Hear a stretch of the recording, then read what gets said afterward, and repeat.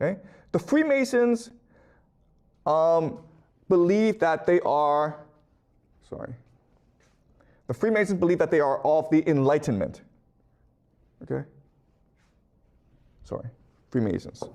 They are, and they practice a new philosophy called deism. What makes deism different is that it's an Enlightenment philosophy. So the idea is that God did create the world, the universe. That's why we are here. But then God left.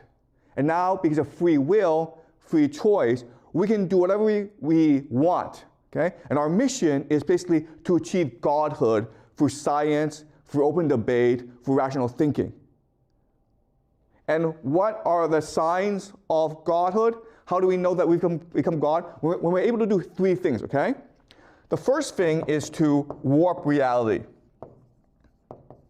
Okay?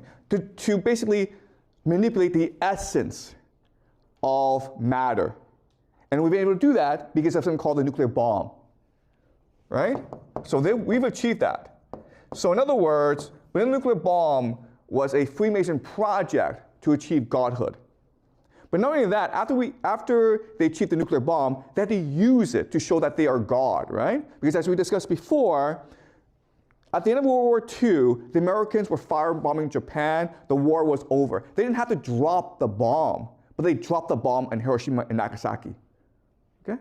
That's number one. Number two is they need to kill a king to show that they are God.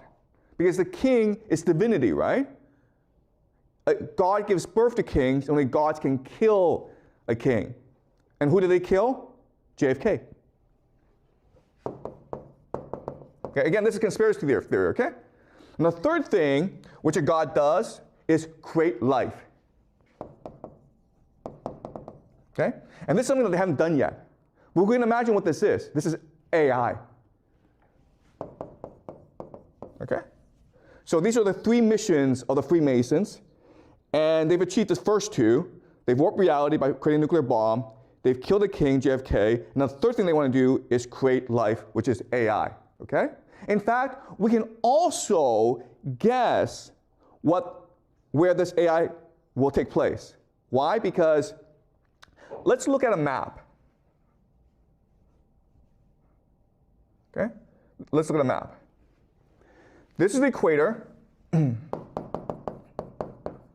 33 degrees north of the equator are 4 places.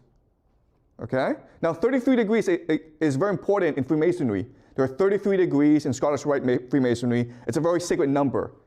Right? So 33 degrees north of the equator, you have 4 places. The first place is Trinity Site, New Mexico in America, which is where they tested the atomic bomb. Okay? You go over across the Pacific to Japan, 33 degrees north is Hiroshima and Nagasaki.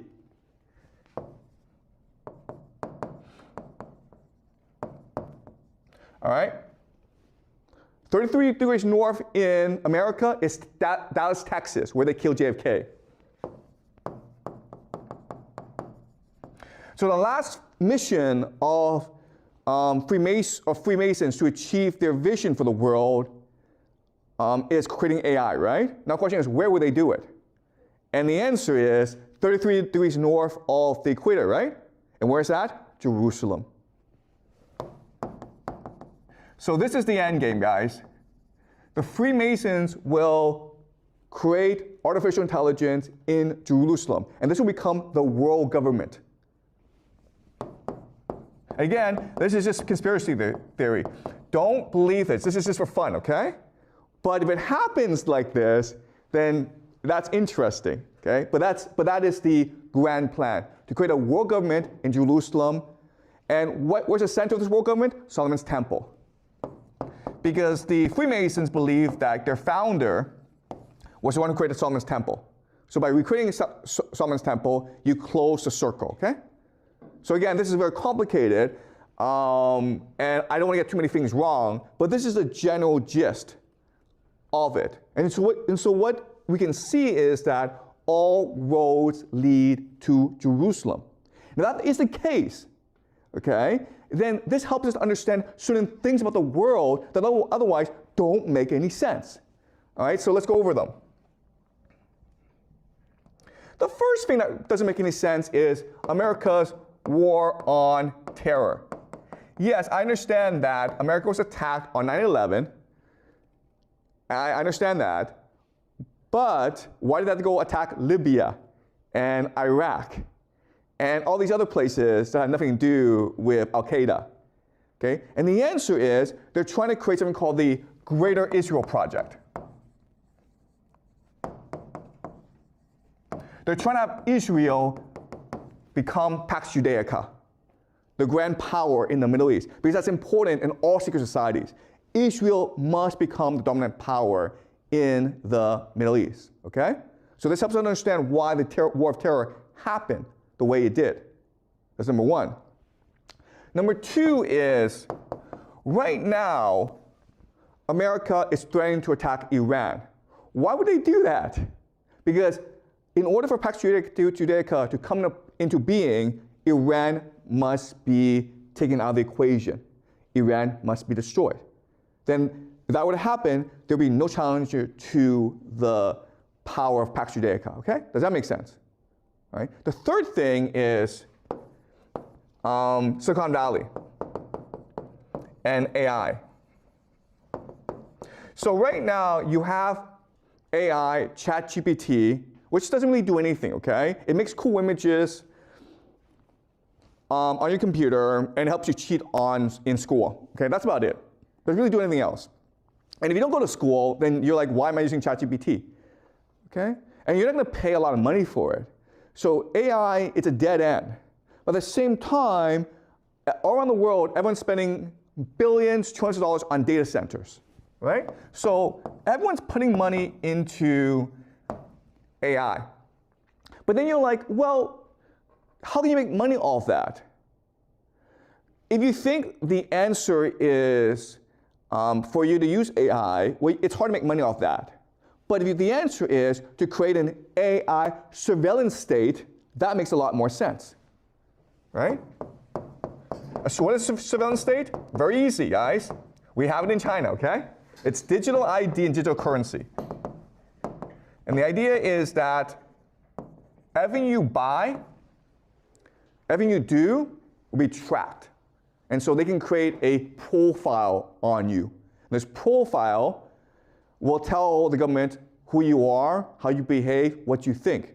Not only that, the government can also manipulate how you think, how you behave, okay? And this is, of course, called the mark of the beast, right? And so that's what Pax Judaica is. Pax Judaica is a global AI surveillance system. Okay? It also helps us explain immigration in Europe, okay? Because the war on terror, you've sent these millions of refugees from Libya, Syria, Afghanistan, Iraq into Europe, which is causing a lot of conflict in Europe. Why would that happen? Well, for Pax Judaica to come into being, you need to destroy the world, okay? So I'm not saying this is true, but I'm saying that if the goal is Pax Judaica, it does help us connect the dots. It helps us explain why things are happening the way they are, okay?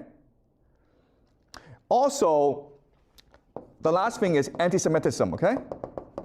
So you may have noticed, if you're online, people don't like the Jews. And this is like out of nowhere. After October 7th, you have anti-Semitism over the internet. Now, I have criticized Israel before, okay? But anti-Semitism is not the same thing as anti-Zionism, right? Zionism is the belief that Israel is a chosen people and the promised land and all that, okay? But Judaism as religion, it's perfectly fine. So why would people not care about the difference between anti-Zionism and anti-Semitism, okay?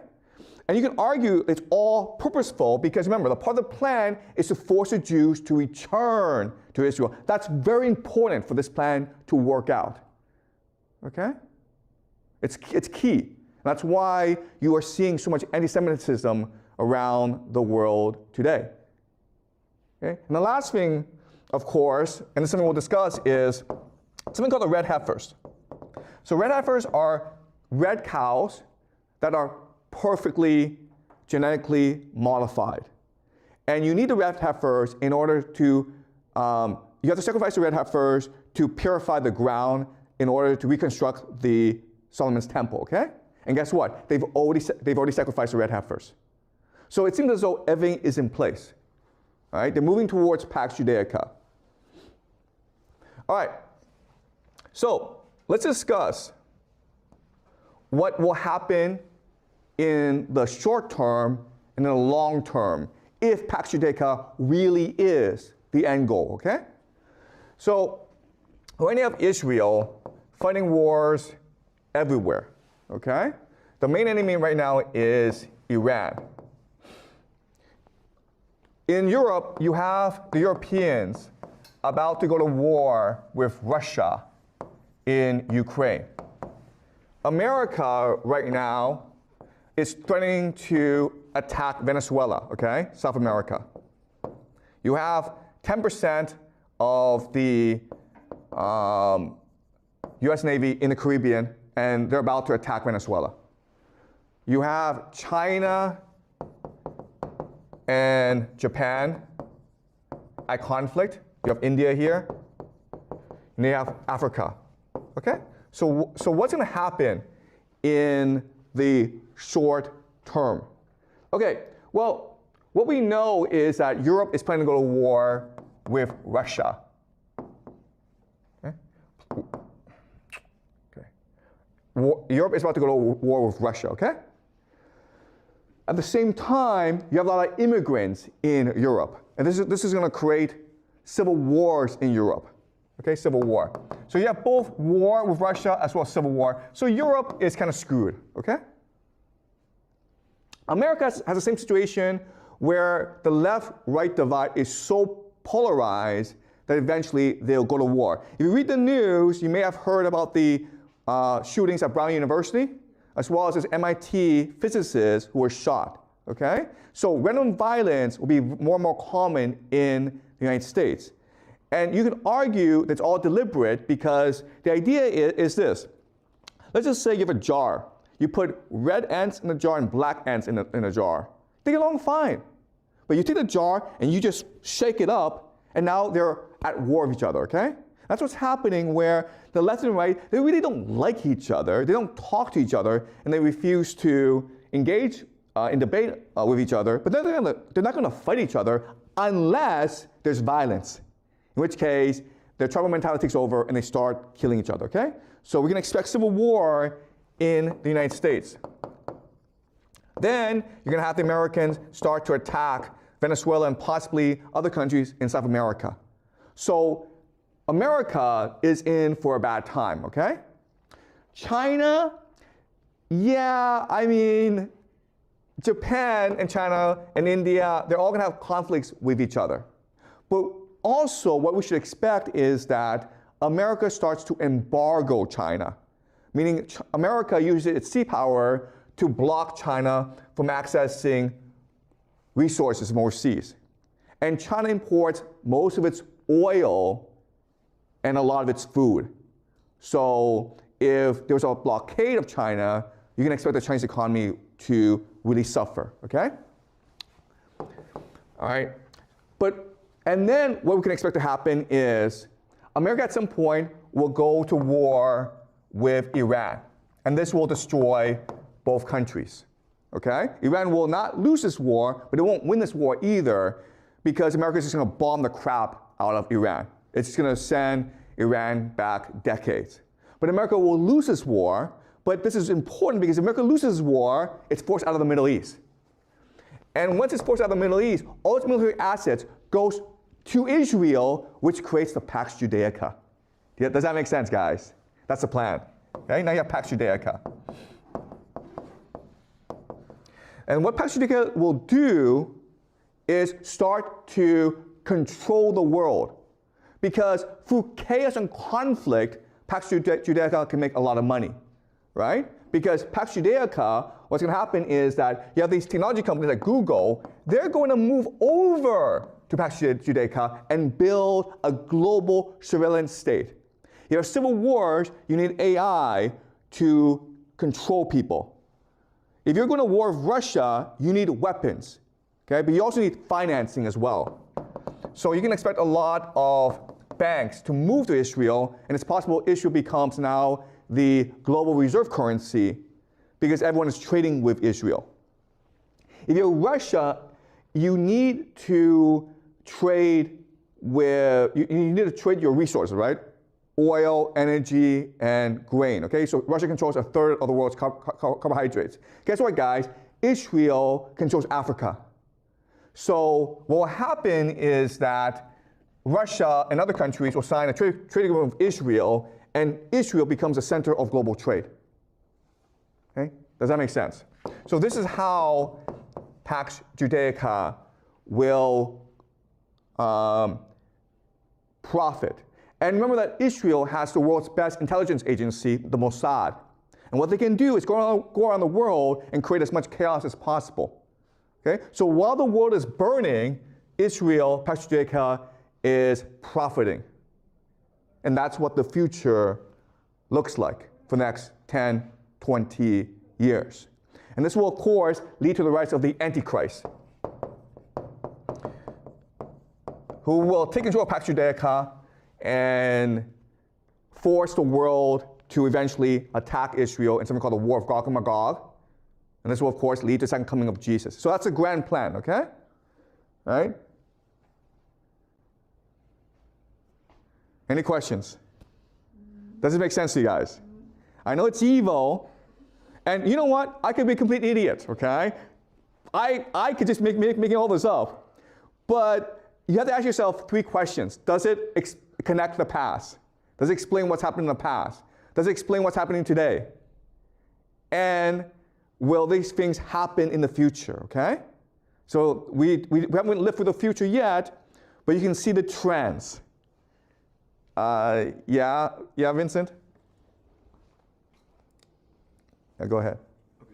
Like you said that AI, they will, God, create lives and create AI at Jerusalem. But I think, ChatGPT, they already create AI in Silicon Valley. Okay, ChatGPT is not AI. It's an LLM, okay? Artificial intelligence is a thinking, conscious, sentient force. That's like God. So they're trying to create God in Jerusalem, okay? Out of Solomon's temple. Does that make sense? Okay? Any more questions before we go to the PPT? But you guys understand what's happening, right? Okay, let's go to the PPT. And again, guys, it's all just speculation on my part. I have no idea what will happen, okay? Like everyone else. Okay? All right, guys, the Promised Land. This is the Greater Israel Project. Okay? This is what Yahweh promised to Abraham in the Bible. As you can see, it's pretty huge. It's the entire Middle East. It extends from the Nile to the Euphrates in Iraq. Okay? It's a huge area.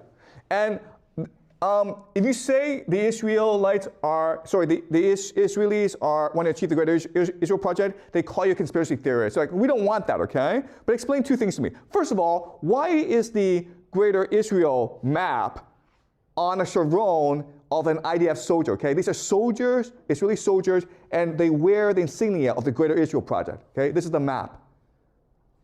Also, if you look at the flag of Israel, there are 2 blue lines, right? These represent rivers, the Nile and the Euphrates. All right?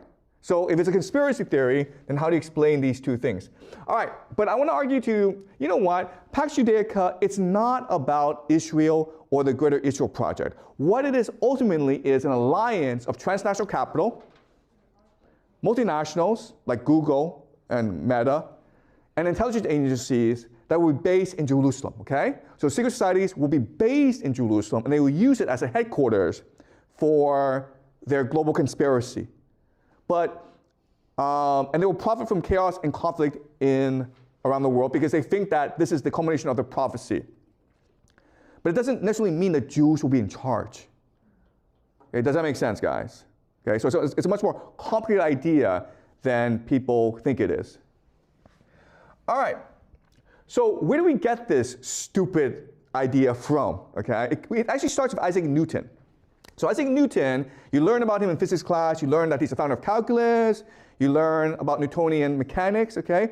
But actually, these are just side projects of his. That was not his, that was not his focus. He spent most of his life focusing on reading the Bible to understand the grand plan of God. And he wrote a book called Observations upon the Prophecy of Daniel and the Apocalypse of St. John, okay? That's where his focus was. And he believed he found the Bible code. And he was a member of secret societies.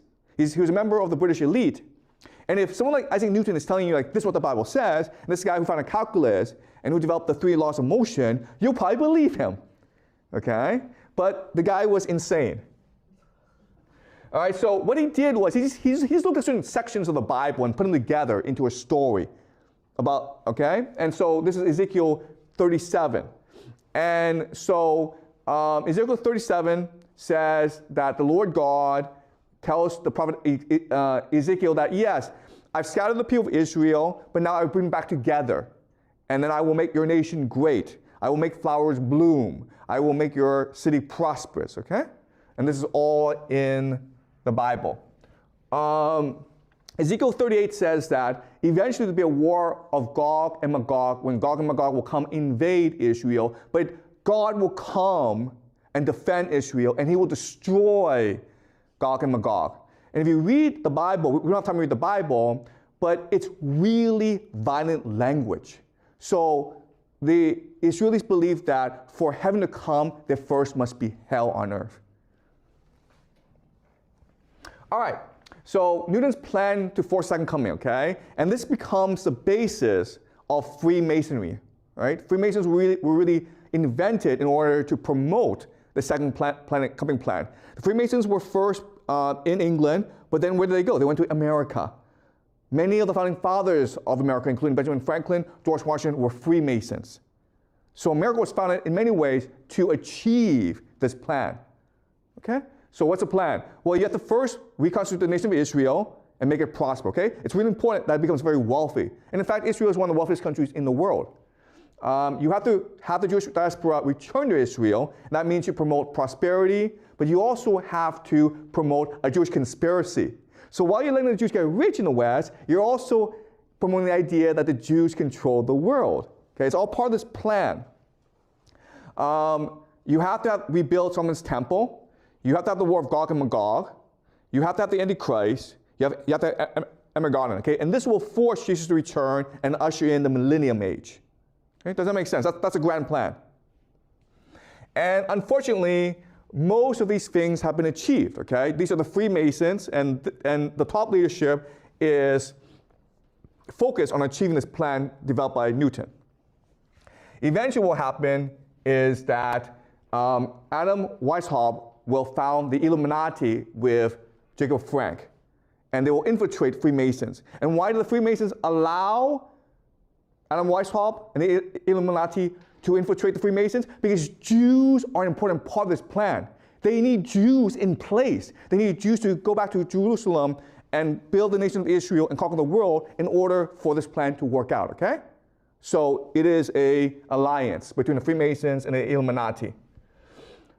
This is Rothschild, and Rothschild will establish many branches throughout Europe, okay? Jacob Frank we've discussed in the past. But this is a major alliance, okay? All right. Once we understand that it's these secret societies and their grand plan in motion, now it helps us understand why things turn out the way they did. For example, now we understand where British philosophy comes from. We discussed last class about John Locke, David Hume, Bentham, Mill, Marx, Darwin, okay? These were all thinkers sponsored by Britain to promote a certain understanding of the world that is materialistic, and which will build foundation for the second coming, okay?